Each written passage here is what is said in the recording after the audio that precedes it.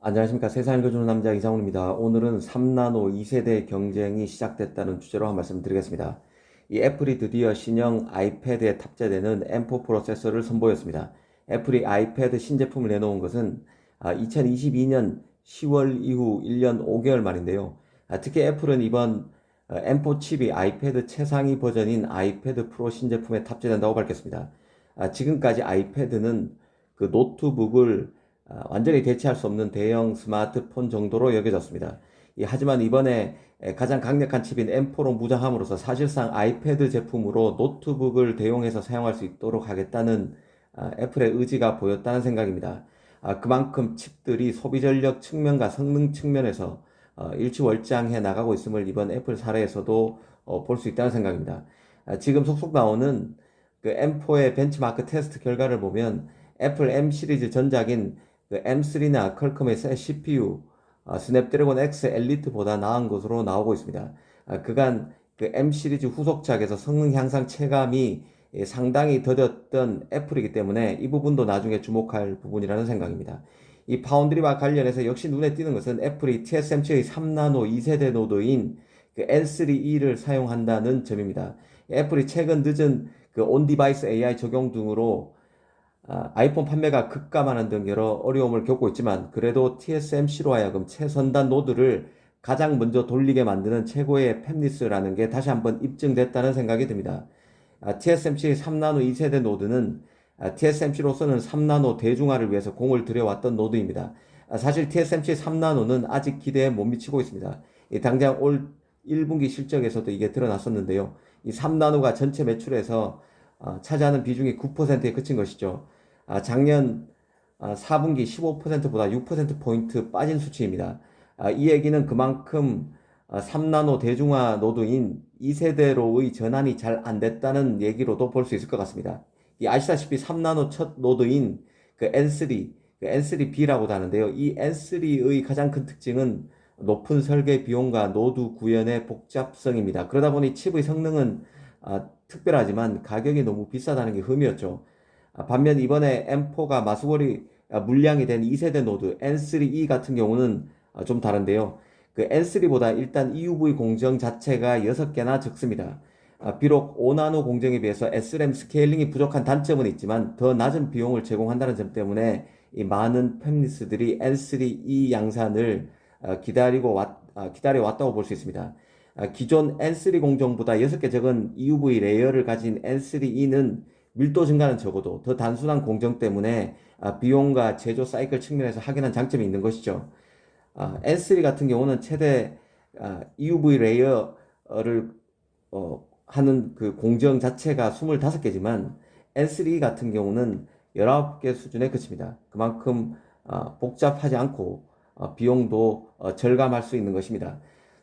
앞으로 그 M4가 무난히 그 N3E를 통해서 양산이 된다면 미디어텍, 퀄컴 등 AP 업체, 그리고 인텔 등 HPC 업체 등이 대거 TSMC 3나노 2세대 노드인 N3E를 찾을 것으로 봅니다. 어찌됐든 그 N3E 노드는 N3P, N3S, N3X 등 그 3나노 파생 공정이 출시되기 전까지 TSMC의 3나노 주력 공정이 될 것이고 그 리트머스 시험지 역할을 애플 M4가 하게 될 것입니다. 이 과거 공신력 있는 미국의 IT 매체 아난드테크는 TSMC 3나노의 특징을 세 가지로 요약한 적이 있는데요.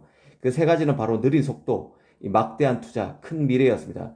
그만큼 비싸고 복잡한 첨단 노드고 우여곡절이 많을 수밖에 없는데요. 앞으로 TSMC의 의도대로 이뤄질 수 있을지 관련 행보를 지켜볼 필요가 있다는 생각입니다. 이 사실 삼성도 최근 이제 막 3나노 2세대 노드 양산에 들어간다고 밝힌 바 있습니다. 얼마 전 오피셜로 3나노 2세대 노드인 SF3 노드를 통해서 올 하반기 칩을 양산하게 된다고 공식화했었죠. 이 삼성의 경우는 3나노 1세대 버전이 SF3E, GAE라고도 합니다. 이 SF3E 공정을 통해서 그 암호화폐 채굴 칩을 생산해 왔고 이번에 그 SF3 노드 가동을 공식화함으로써 내년인 2025년 그 3나노 3세대 버전인 SP3P 노드가 나오기까지 TSMC N3E와 대항하게 될 것입니다. 결국 누가 이 SF3 노드를 통해서 칩을 만들까가 제일 관심이 클 수밖에 없는데요. 아무래도 엑시노스가 시장에서는 많이 얘기되고 있습니다. 엑시노스 2500을 첫 손에 꼽고 있는 것이죠. 이와 관련해서 유명 팁스터 코너 같은 경우는 최근에 내년 초에 나오는 그 갤럭시 S25에 탑재되는 엑시노스 2500이 두 가지 버전으로 나올 가능성을 짚었었는데요. 하나는 아시다시피 스냅드래곤 스마트폰 플래그십 모델에 탑재되는 것이고, 또 다른 하나의 버전이 바로 갤럭시 탭과 노트북용 칩으로 엑시노스 2500이 나온다는 것입니다. 이 성능이 떨어지는, 그러니까 스마트폰용에는 8코어 CPU가 탑재된 엑시노스 2500이 나오고, 노트북과 탭에는 10코어, 10코어 CPU가 탑재된 엑시노스 2500 버전이 각각 들어갈 것이란 게 핵심 내용이었습니다. 그러니까 엑시노스 2500이 두 가지 버전으로 나온다는 뜻입니다.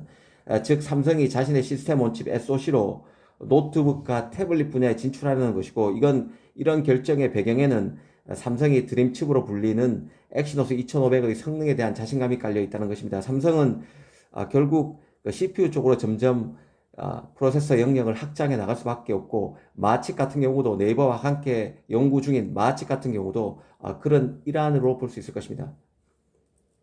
이 삼성으로서는 후발 파운드로서 자신의 칩을 통해서 파운드리 우수성을 선보여야 고객 확보에 도움이 될 수밖에 없습니다. 안전지향의 칩 산업 성격상 이는 불가피한 측면도 있는데요. 만약 삼성이 엑시노스 2500을 통해서 갤럭시 S25 모델뿐만 아니라 태블릿과 노트북용 프로세서까지 그 엑시노스 버전을 내놓게 되면 삼성 파운드리 가동률도 최대치로 끌어올릴 수 있을 것으로 보입니다. 물론 삼성은 서버 칩 생산에도 공을 들이고 있는 상황입니다. 기억나시는 분이 있겠지만 삼성은 이미 3나노에서 미국 업체의 서버 칩을 수주했다고 밝힌 바 있습니다. 물론 업체명은 비공개된 상황이고 메이저 업체라기보다는 스타트업이 아닐까 추측을 하는 정도인데요.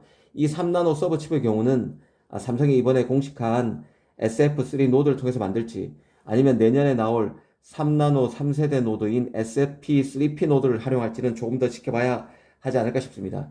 네이버와 작업하고 있는 AI 칩인 마칩의 경우는 보다 안정화된 4나노 노드나 5나노 노드를 검토하고 있는 것 같습니다. 삼성은 4나노에서 최초로 그 HPC 전문 제작 노드인 SF4X 노드를 내놨습니다. 이 SF4X 노드를 통해서 그로크나 텐스토렌트 칩도 수주했었는데요. 그런 만큼 마칩도 SF4X를 통해서 만들지 않을까 하는 생각도 해봅니다. 다시 3나노로 돌아와서 보면 이제 3나노 2세대 노드 간 경쟁이 치열해질 수밖에 없습니다. 3나노 대중화가 올 하반기를 기점으로 본격화된다고 볼 수 있는데요. 한마디로 3나노가 이제 변곡점에 선 상황입니다. 극히 일부 팹리스만, 애플 정도만 사용하던 노드에서 이제 대중화로 나가기 직전입니다. 이제 승부처는 3나노에서 2세대 노드가 될 것입니다. 오늘은 그 M4가 제작되는 TSMC 3나노 2세대 노드인 N3 노드를 통해서 파운드리 경쟁을 한번 생각해 봤습니다. 감사합니다.